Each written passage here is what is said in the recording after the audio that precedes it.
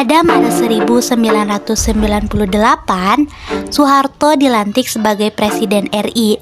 Namun, situasi politik saat itu sangat tidak stabil akibat krisis ekonomi dan tuntutan reformasi dari rakyat. Kerusuhan pecah di berbagai kota, rezim lama digugat. Tapi, perubahan tak selalu lahir dalam tenang. Kadang, ia datang bersama bara, asap, dan tangis.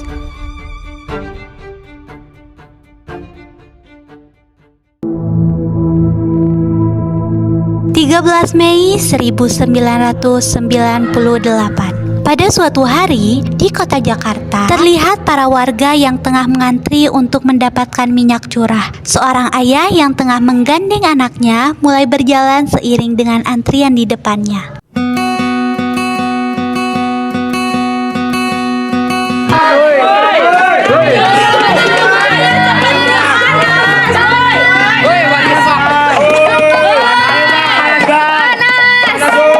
Maju kau, Pak. Di belakang masih banyak yang antri.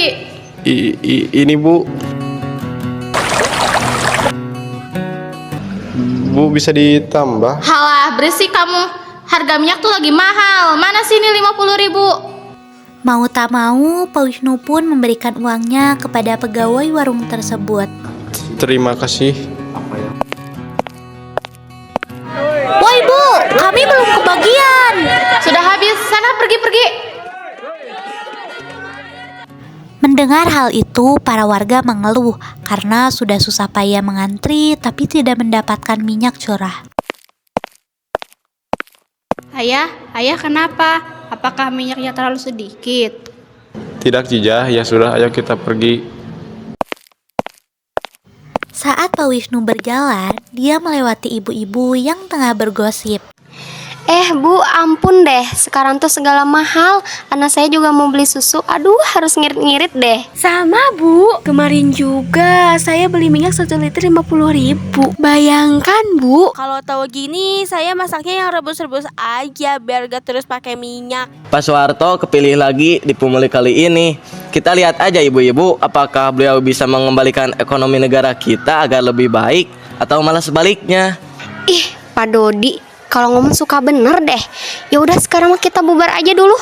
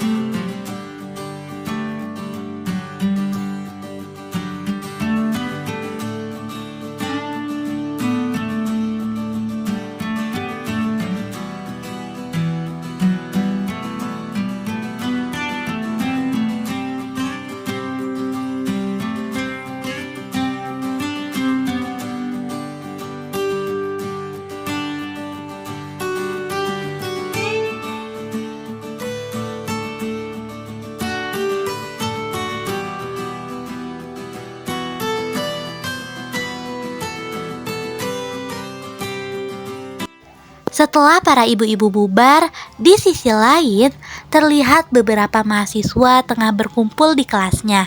Salah satu mahasiswa masuk ke dalam kelasnya dengan tergesa-gesa. Hei, kamu kenapa lari seperti itu yuk? Aku baru saja melihat televisi di warung depan. Soeharto terpilih lagi menjadi presiden. Beneran yuk? Iya, gila sih. Ini benar-benar situasi rumit. Kita tuh udah lelah dipimpin oleh pemerintah. Kalau seperti dia, aku benar-benar gak habis pikir. Aku udah gak ngerti lagi sumpah sama negara ini. Tahu tuh siapa sih yang milih dia lagi? Aku yakin Soeharto dipilih oleh para perut besar itu. Ini sudah menyalahi aturan. Kita harus segera memberontak. Tapi kita jangan sampai gegabah. Kita harus laporan ke Bang Bima dulu. Kita memberontak itu bukan suatu yang gegabah, Dina. Emang kamu gak mikirin nasib rakyat yang selama ini menderita? Gak usah sok bijak deh. Udah deh, jangan malah pada ribut mulu. Terus kita sekarang harus gimana, Yan? Sekarang kita siapkan poster dan perlengkapan lainnya kecuali senjata tajam. Soal Bang Bima biar saya yang bicara. Setelah perbincangan itu selesai, Rian memutuskan untuk bertemu Bang Bima selaku ketua BEM di kampusnya untuk membicarakan persoalan yang tadi.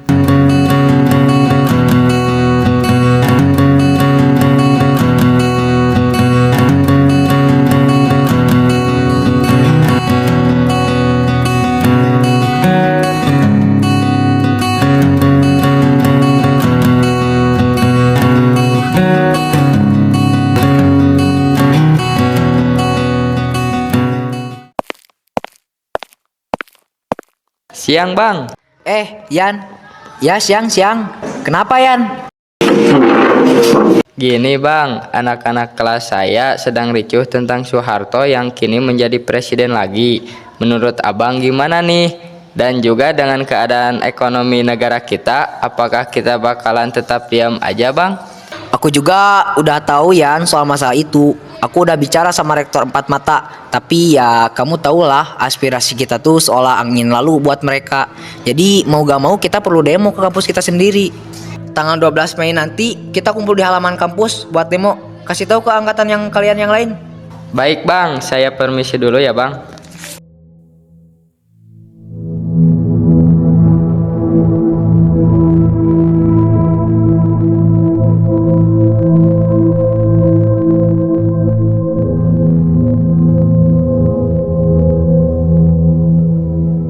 Tanggal 12 Mei pun tiba. Kini halaman kampus penuh dengan para mahasiswa yang siap protes ke pihak kampus. Bima selaku pemimpin para mahasiswa berdiri sambil mengangkat mic-nya sambil berbicara. Pak, kita gak akan bisa terus-terusan hanya diam di sini. Sedangkan presiden tidak mendengarkan suara kami. Betul, kalau terus seperti ini kami semua tidak akan segan-segan untuk melakukan cara kami sendiri. Mohon bertenang semuanya. Pak, kami akan melakukan demo ke gedung DPR pada tanggal 14 Mei. Kami harap Bapak mengizinkan dan tidak melarang langkah kami untuk meraih reformasi negara ini. Baiklah, jika memang itu keinginan kalian, Bapak izinkan. Asal kalian demo dengan bijak, tidak melakukan hal-hal yang brutal yang berakhir membuat para masyarakat resah. Hidup demokrasi! Hidup demokrasi!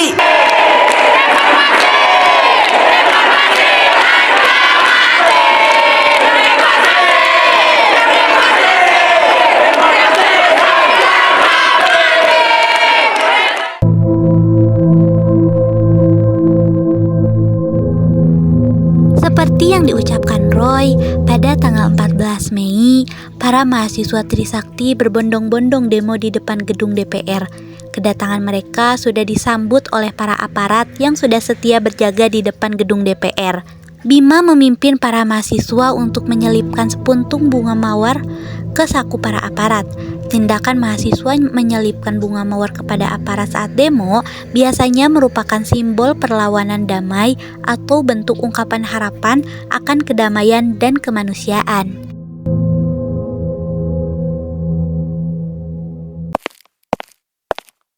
Teman-teman, ini sudah tidak masuk akal. Harga terus melambung naik. Kita nanti mau makan apa? Maka dari itu, kita harus menurunkan Soeharto.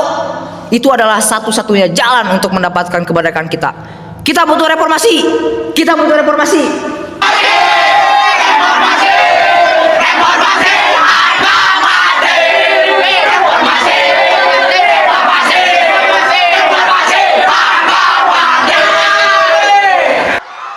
Semua mahasiswa setia terus menyuarakan aspirasi tentang reformasi. Roy mendekati salah satu penjaga di sana. Siang Pak, kami dari mahasiswa meminta izin untuk masuk ke dalam. Apakah boleh? Maaf adik-adik, kami masih belum mendapatkan izin untuk memberikan kalian akses masuk.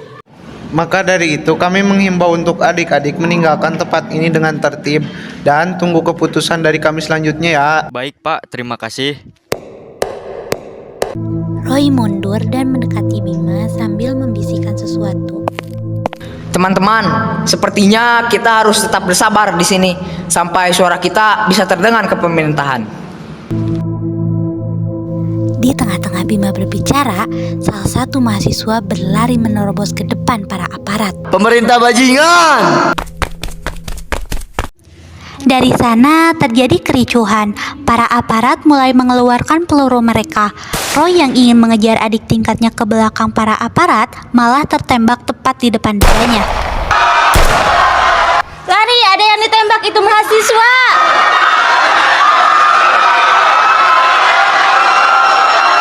Para mahasiswa mulai ricuh, keadaan tak terkendali. Banyak mahasiswa yang tumbang. Bima yang melihat Roy sudah tergeletak pun segera membawanya menjauh dari kerumunan.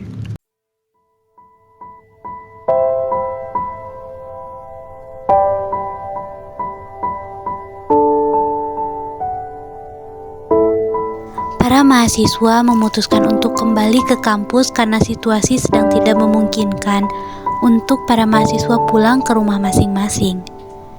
Di dalam kelas yang penuh gelap gulita, diiringi dengan tangisan, rintihan para mahasiswa yang ingin pulang, ketakutan meliputi mereka saat mereka tahu bahwa pihak aparat telah menembak beberapa mahasiswa. Terlihat Rian mendekati Bima yang tengah terduduk sendirian di kegelapan. Bang, aman? Aku gak percaya aparat berani mengeluarkan peluru kepada kita, Yan. Terlebih lagi Roy kena, dan aku lihat dengan mata kepala sendiri.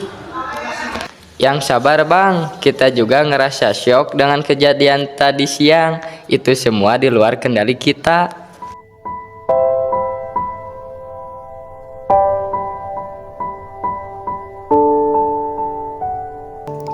Tengah malam pun tiba.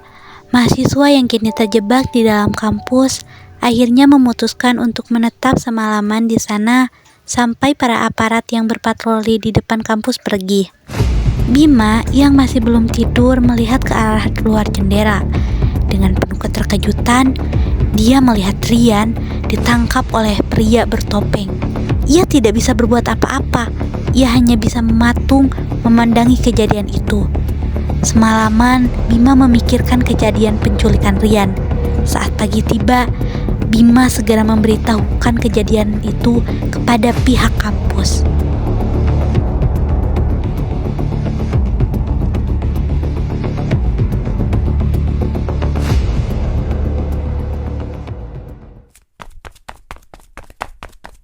Pak, tolong hentikan ini. Teman saya Rian diculik tadi malam. Saya lihat dia diseret masuk ke mobil hitam, gak ada plat nomor. Tenang Bima, kami sudah dengar. Tapi ini di luar kuasa kami. Situasi sedang genting. Jangan pura-pura tak bisa. Dia mahasiswa kita. Kalau kampus tak bergerak, maka mahasiswa akan bergerak sendiri. Ini bukan hanya soal Rian. Ini soal keberanian melawan ketidakadilan, Pak. Merasa tak puas dengan respon sang rektor, akhirnya Bima pun meninggalkan ruangan itu dengan perasaan yang penuh kekecewaan.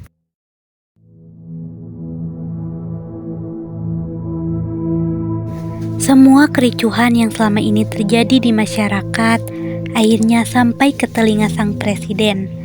Di istana, Presiden Soeharto mengumpulkan para menteri dan ulama untuk berunding perihal demo yang tengah marak saat itu.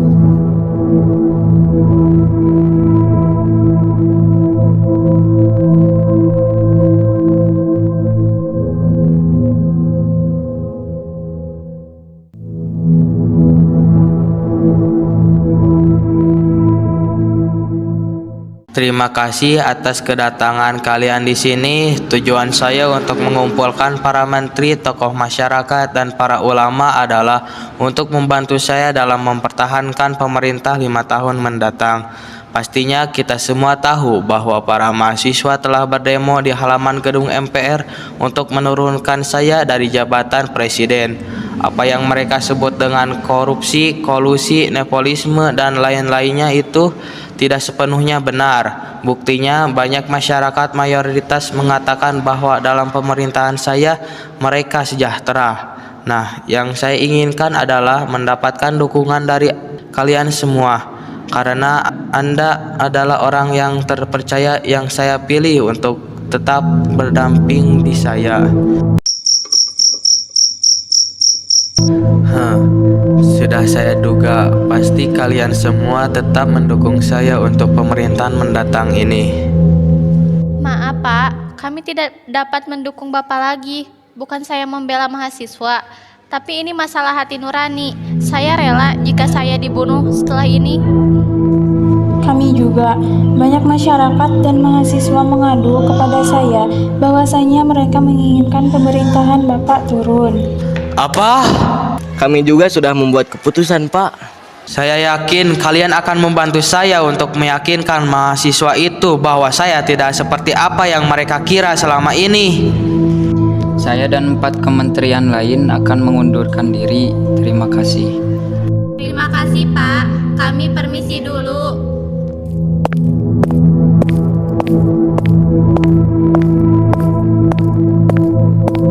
Apa yang harus saya lakukan sekarang?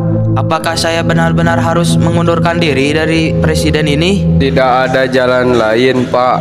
Saya bahkan baru menjabat presiden bulan lalu. Namun, jika saya terus menjalankan roda pemerintahan, siapa yang akan membantu saya? 14 kementerian sudah mengundurkan diri. Apa saya harus mengangkat para menteri yang baru? Bahkan, saya tidak memecat mereka. Ini keputusan yang sangat sulit. Bapak Presiden yang terhormat, jika saya boleh memberi saran, Bapak ikuti saja kemauan mahasiswa. Selain untuk kebaikan Bapak yang saya lihat, akhir-akhir ini sering lelah. Pesan Bapak pasti dapat membuat mereka mematahkan persepsi bahwa Bapak tidak seperti apa yang mereka pikirkan. Lagi pula, bukankah ada Bapak B.J. Habibie yang nantinya akan menggantikan Bapak? Jadi, kau membela para mahasiswa tengil itu? Bukan begitu, Pak. Maafkan saya. Saya masih belum rela melepas jabatan saya sebagai kepala negara dan pemerintahan. Setelah perbincangan tadi, Soeharto kini duduk di ruang kerjanya, matanya menatap kosong ke arah luar jendela. Di benaknya berputar kenangan dekade-dekade kekuasaan pembangunan, pujian, tapi juga luka dan tangis rakyat. Suara rakyat yang dulu jauh kini menggema keras di telinganya. Ia bukan tak mendengar, hanya terlalu lama menunda. Jari-jarinya gemetar memegang pena, dan untuk pertama kalinya dalam hidupnya yang penuh kekuasaan, ia benar-benar ragu. Di hadapannya selembar kertas pengunduran diri terdiam, menantinya membuat keputusan yang akan mengubah sejarah. Apa ini memang akhirnya ya Tuhan? 32 tahun, bukan waktu yang singkat. Aku memulai ini semua dengan niat membangun negeri ini.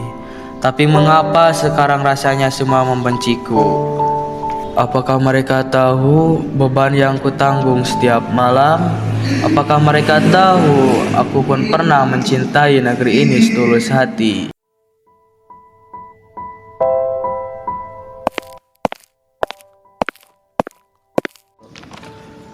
Maaf mengganggu, Pak. Ini dokumen yang tadi Bapak minta. Jika Bapak sudah siap. Siap?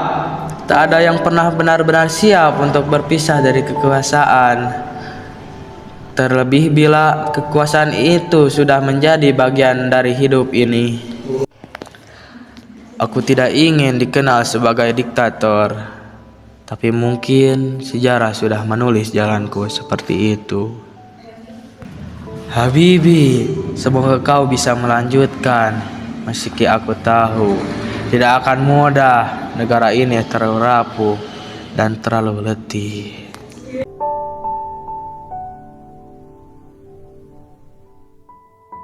Ditelan badai desakan dari jalanan, ditinggalkan oleh para pendukung setianya, dan tercekik oleh krisis yang tak kunjung reda. Soeharto akhirnya tak punya jalan lain. Dengan langkah berat dan wajah yang menyimpan luka kekuasaan, ia mulai menulis kalimat yang mengakhiri era panjang pemerintahannya. Sebuah pengunduran diri yang lebih karena terpaksa daripada rela.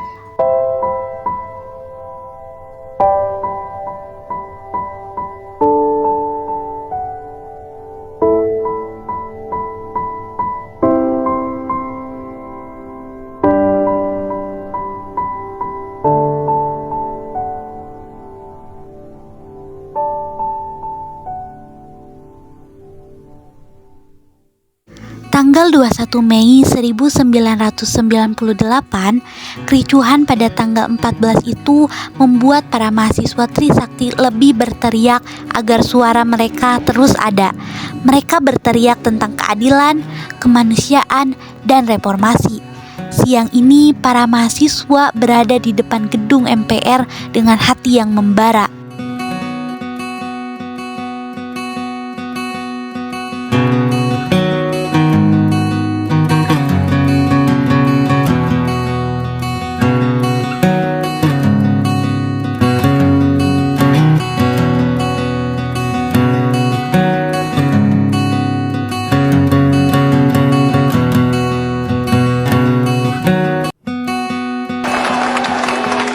Turunkan Soeharto! Kembalikan teman-teman kami! Kembalikan aktivis-aktivis yang tidak bersalah. Tuntut reformasi! Reformasi harga mati! Di sisi lain, Istana Negara dipenuhi para awak media yang siap meliput Presiden Soeharto yang akan menyampaikan pidato pengunduran dirinya.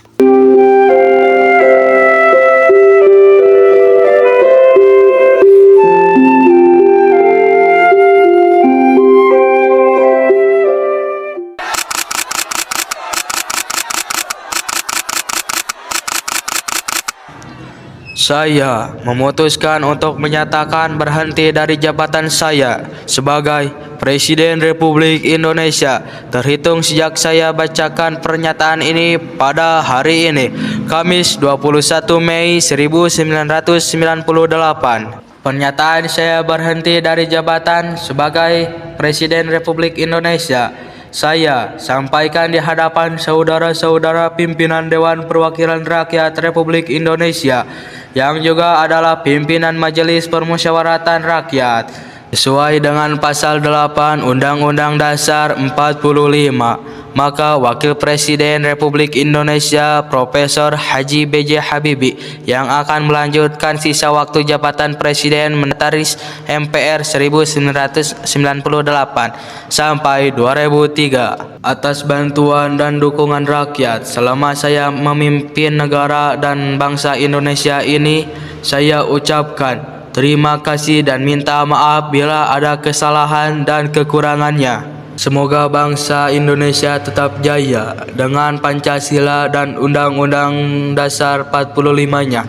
Mulai hari ini, Kamis Kabinet Pembangunan ke-8 demisioner dan pada para menteri saya ucapkan terima kasih. Oleh karena keadaan tidak memungkinkan untuk menyelenggarakan pengucapan sumpah di hadapan Dewan Perwakilan Rakyat, maka untuk menghindari kekosongan pimpinan dalam menyelenggarakan pemerintah negara, kiranya Saudara Wakil Presiden sekarang juga agar melaksanakan pengucapan sumpah jabatan Presiden di hadapan Mahkamah Agung Republik Indonesia.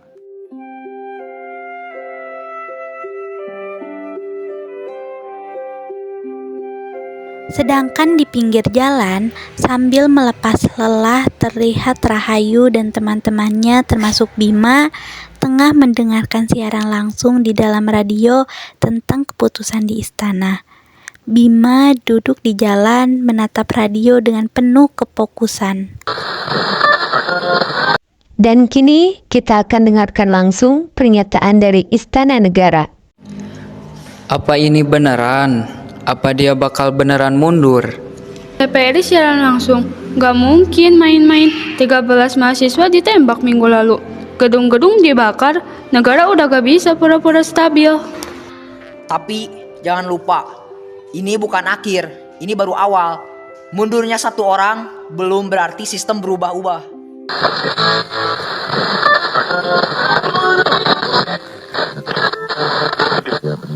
Dan pembangunan dengan baik. Oleh karena itu, dengan memperhatikan ketentuan pasal 8 Undang-Undang Dasar 1945 dan setelah dengan sungguh-sungguh memperhatikan pandangan pimpinan Dewan Perwakilan Rakyat dan pimpinan fraksi-fraksi yang ada di dalamnya, saya memutuskan untuk menyatakan berhenti dari jabatan saya sebagai Presiden Republik Indonesia terhitung sejak saya bacakan pernyataan ini pada hari ini, Kamis 21 Mei 1998.